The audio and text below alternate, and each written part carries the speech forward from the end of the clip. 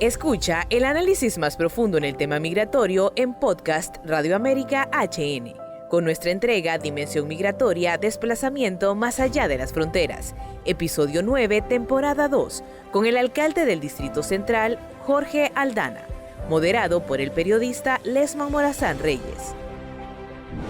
Bienvenidos a una nueva edición de Dimensión Migratoria, Desplazamiento más allá de las fronteras. Me place en esta ocasión presentarles a nuestro invitado, el alcalde de la capital de la República, Jorge Aldana. Señor alcalde, bienvenido al podcast Dimensión Migratoria, Desplazamiento más allá de las fronteras. Lema, muchas gracias por invitarme. Un honor compartir con un colega querido y también una casa radial histórica para el país y una radio también capitalina, pues, ¿verdad? Que ha hecho historia forjando con la verdad, con la palabra, el rumbo de Honduras. Y lógicamente estoy seguro que todos los compatriotas que acostumbran a sintonizar Radio América estarán hoy pues contentos de compartir esta jornada con usted. Señor alcalde, ¿qué piensa de lo que están viviendo nuestros compatriotas en la Unión Americana? Mira, Lesman, nosotros pasamos en contacto permanente con la población. Le voy a contar una pequeña anécdota de algo que viví hace muchos años, de cómo la población se ha visto orillada en muchos momentos a tener que emigrar para buscar un derrotero mejor. Una madrugada de un mes de mayo de hace aproximadamente 16 años, me llamó una buena amiga que vivía en la colonia Guillén, Luz Marina Ponce. Ahora ya vive en los Estados Unidos ella. Me llamó de madrugada, 4 o 5 de la mañana, llorando que se había enterado que su hijo había agarrado maletas y se había ido. No se despidió, ¿no? Para, me imagino, evitar el lamento, la tragedia de despedirse. Contactó con él 3 meses después, cuando ya supo que había llegado, que estaba allá, se estableció. Y bueno, luego se fue llevando poco a poco a su familia, a sus hermanos y a su mamá, Luz Marina, que es una buena amiga. Y con ella estaba en contacto permanentemente, año tras año, nos escribimos por Facebook, por las herramientas digitales de ahora. Me dijo que estaba bien, que su hijo que había encontrado trabajo. Pero justamente ahora mismo he estado en contacto con ella y he logrado entender el terror que tienen nuestros hermanos hondureños estando ahora mismo allá. Las órdenes ejecutivas que ha dado el presidente Trump, que todos los gobiernos son soberanos de tomar sus decisiones, pero creo que es importante valorar un poco también el papel que jugamos los latinos cuando decidimos ir a Estados Unidos, el trabajo que se hace, las obras que se hacen, la labor que generan en ese hermano país. Es importante destacarla y no es justo que vivamos con miedo de una redada, de una captura de repente innecesaria. Ahora mismo, si usted viaja, le toca andar su pasaporte en mano para no... Yo creo que son cosas que debe vigilarse para no denigrar la humanidad ni la dignidad humana tampoco de cada persona. Eso es lo más importante, la dignidad de las personas es fundamental. Nadie emigra porque quiere. La gente emigra por alguna necesidad, por alguna situación que se ve permeada en su vida y busca, todos tenemos derecho a buscar un espacio para vivir con más dignidad y vivir mejor. Y eso creo que es lo que los hondureños han hecho, no de ahora, históricamente. Recuerda usted aquellas caravanas masivas de hondureños saliendo fuera del país. La situación de Honduras tampoco había sido tan fácil.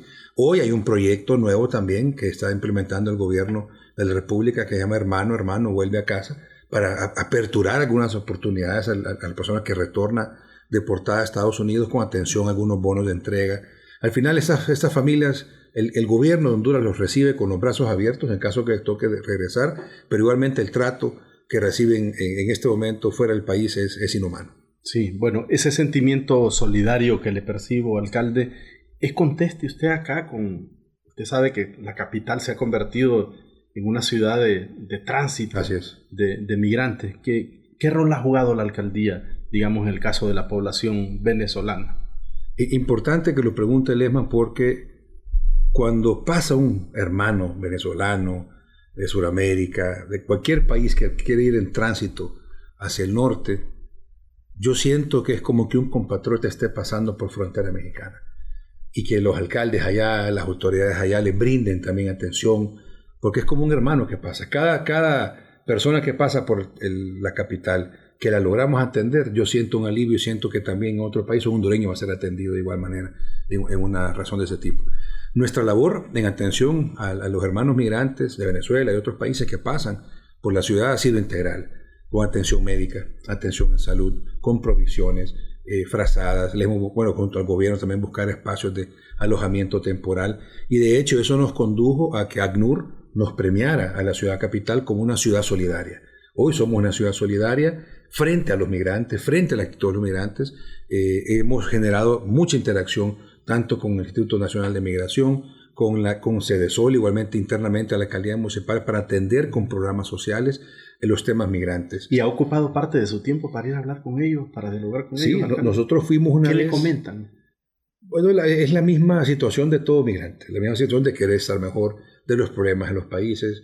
Siempre la gente busca, tiene derecho a vivir mejor, vivir con dignidad. Recuerdo una vez que tuvimos que ir a movilizar porque algunos hermanos venezolanos se habían metido en una de esas casetas del trans. Tuvimos que ir a moverlos porque había condiciones que no eran humanas estar ahí, ¿verdad? Sí. A hacer limpieza, les buscamos un espacio para trasladarnos junto al gobierno y tuvimos oportunidad de compartir con varios de ellos. Bueno, en las calles se encuentran también algunos de ellos y no logra platicar. Y ellos quisieran estar en su casa, pues. Ellos quisieran estar en su país, como todos nuestros hermanos hondureños. Pero hay condiciones que lo orillan a uno a tomar una decisión de ese tipo. Yo creo que pasar por una ciudad, por un pueblo, por un lugar, es el pueblo que se vuelve más solidario. Yo he conversado con amigos míos que les ha tocado irse a Estados Unidos y me dicen cómo los pueblos donde van pasando son las mismas personas que lo atienden, que les dan agua, que les dan comida, que les permiten alojarse en algún espacio temporal. Los pueblos somos solidarios, sí. Lesman, y yo creo que frente a esa crisis migratoria, la migración no hay que verla como un crimen ni como un delito, es un derecho humano. La gente tiene derecho a vivir mejor, a moverse en cualquier lugar que pueda para tener espacios de dignidad en su vida. Así que nosotros hemos tenido contacto muy cercano con los hermanos migrantes que pasan por la ciudad capital y nos alegra mucho, sí, poderles atender con todo corazón. Podemos ir concluyendo entonces que usted se declara un alcalde, una persona pro-migrante. Yo diría que soy pro respeto de los derechos de las personas. Si una persona tiene derecho de emigrar por buscar vivir mejor, pues uno tiene que respetarlo. Y nadie puede limitar a nadie en su aspiración a estar mejor, a trabajar, a darle dignidad a sus familias. Yo creo que es un derecho que todos tienen y al final la migración es parte de esos derechos que nosotros tenemos. Mucha gente, es que la migración no solamente es hacia otro país, la migración también, Lesman, del campo a la ciudad es un tema también. Se da internamente. Mucha gente que viene de fuera, viene a las grandes ciudades o movimientos internos por oportunidades de trabajo, lo que fuere. Eso también es parte, claro, de la migración interna de un país que va acomodando y la gente buscando siempre mejores derroteros. Bueno, hablando de esas movilizaciones internas, ya nos va a hablar de un fenómeno del desplazamiento, que estoy seguro que, sí, que lo conoce, alcalde. Pero antes, coménteme sobre la cantidad, el último dato que le han proporcionado en cuanto a la población de la capital de la República. Y me gustaría conocer una estimación de ese total, alcalde. ¿Cuántos no son nativos? Mire, fíjese qué interesante pregunta, Lesman, porque al final la ciudad de Buen Corazón abre su alma para todos los que quieran vivir aquí, ¿verdad? Y todos al final son capitalinos. Yo a la presidenta Xiomara le digo a ella, en son de broma, que con todo el apoyo que nos ha dado, porque ella dice que nació en Santa Bárbara, porque también es olanchana, entonces, presidente, usted también es capitalina, porque aquí vive y aquí nos ha ayudado mucho. Un dato en promedio, según la investigación que hemos hecho, no exacto. No un dato exacto, pero un dato en promedio, oscilará entre un 20 a 25% la población no nativa en la capital. Pareciera poco, pero es mucho, es un cuarto de la población de la capital. 1.5, 1.7 andamos. 1.5 millones de habitantes. Estamos de ese total, el 25%, vienen de otras partes. De otras partes, de otros municipios, de departamentos, que es un buen número. La capital recibe un montón de personas de todos lados, sí, que vienen a la ciudad, que se enamoran de la ciudad y se quedan en la ciudad trabajando, generando ingresos, haciendo inversiones y generando el desarrollo que la ciudad está teniendo en este momento. Y al final, yo creo que esa también migración interna que se viene a la ciudad es importante. La mano de obra, el talento, la formación de empresas, la inversión, el trabajo, todo se va generando. Y hoy tenemos un enorme reto, que cada inversión que hagamos, Lesman, tenga un impacto directo en la generación de empleo, en la generación de ingresos y en el bienestar. Porque, ¿por qué migra la gente? Sobre todo por el tema económico. Sí. Esa es quizás la principal razón. Y por eso cada inversión que estamos haciendo es para generar bienestar en la población. Bienestar, sí, económico. Sí. Alcalde, en el tema del desplazamiento, ese es otro fenómeno también por temas de inseguridad. Sí. ¿Qué rol ha jugado la alcaldía? ¿Ha habido algún acompañamiento para las familias? Claro, nosotros tenemos un dato preciso. En los últimos 10 o 13 años, en la capital ha habido un desplazamiento aproximadamente unas 200,000 personas, en los últimos 13 años, que se han visto orilladas Impresionante. Sí, es un dato fuerte. Bueno, esa migración que le comenté también está vinculada a un tema de desplazamiento. Nos ha tocado acompañar familias. ¿Y la mayor parte de lugares denominados calientes de la capital o no necesariamente, alcalde? No necesariamente, pero sí hay zonas donde el desplazamiento interno por presiones de las maras y pandillas es mayor. Y nos ha tocado acompañar casos particularmente. Yo conozco casos cercanos que hemos tenido que acompañar ahora mismo para buscar espacios seguros, hablar con distintas organizaciones de derechos humanos para el acompañamiento permanente. ¿Pero los ha llevado a otros sectores de la capital o fuera de Tegucigalpa en algunos casos? Nosotros, debería existir una política el nacional, parece, tanto para el tema migratorio como para el tema de desplazamiento forzoso. Nosotros acompañamos como institución a las demás instituciones que tienen la legalidad para atender esos temas.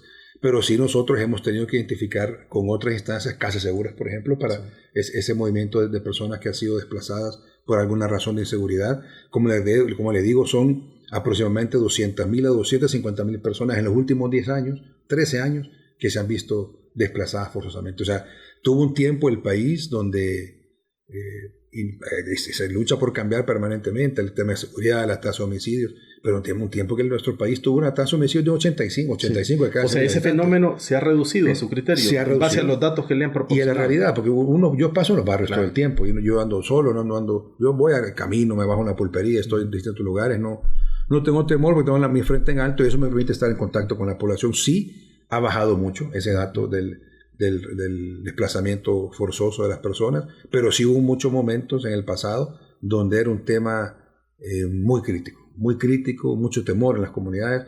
El tema ha bajado, lógicamente, pero siempre se dan casos fortuitos. Sí. Bueno, interesante ese dato del desplazamiento. ¿La contribución o el apoyo ha sido en cuanto al transporte, alimentación o en qué ha consistido? Nosotros, por lo general, nosotros tenemos un departamento de asuntos humanitarios, ¿verdad? Y nuestro apoyo es acompañamiento desde psicológico, atención en salud, atención humanitaria, alimentos, frazadas en algunos momentos importantes, tema también de hospedaje temporal, ¿verdad? Para que las familias durante su estadía, tanto migratoria o por desplazamiento, pueda ser pues por lo menos un trago digerible, ¿verdad? Y ese acompañamiento lo hacemos con mucho corazón. Tenemos equipos que están permanentemente dedicados a eso. Hemos recibido, por ejemplo, denuncias o llamados a la denuncia de algunos sectores donde hay migrantes que están en la calle. Mandamos nuestra gente a recogerlos, se les da un espacio temporal para que puedan pasar. Se consulta con ellos si ellos van a seguir en su recorrido. Y déjeme decir que muchos deciden quedarse en Honduras. Hemos encontrado muchos casos de la gente que decide quedarse acá y se le busca algún apoyo para ver de qué manera puede insertarse en el mercado laboral y ser proactivo, ¿verdad? Que se han dado casos y la gran mayoría pues decide seguir su curso hacia el norte y se les apoya en ese tránsito. No solamente a la alcaldía municipal, el gobierno, a través del Instituto de Migración, de la Secretaría de Derechos Humanos, también se vinculan en esta labor. ¿Tiene visa, señor alcalde? Sí, tengo visa.